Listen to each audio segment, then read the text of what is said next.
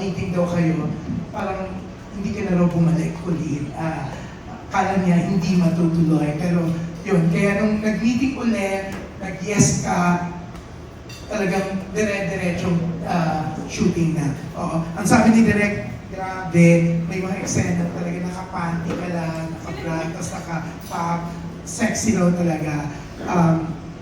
Pero gandang-ganda siya. So ano masasabi niyo? Yun nga po, na-mention nga po ni Direk na at first medyo nagdalawang isip kami. Two reasons. One reason was because the material is really very difficult.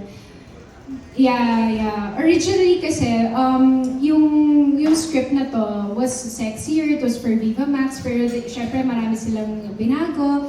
And it's heavy drama kasi yung pelikulang ito. So ako, yung nagdalawang isip ako sa sarili ko kung kaya ko ba, kung mabibigyan ko ba ng justice.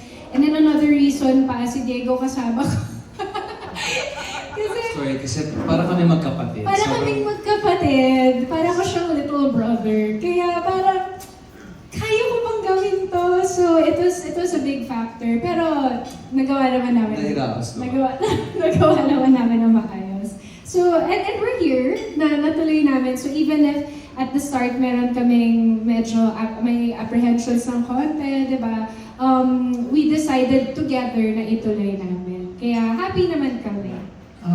So kayo mismo nag-usap na, yes, tanggapin na natin.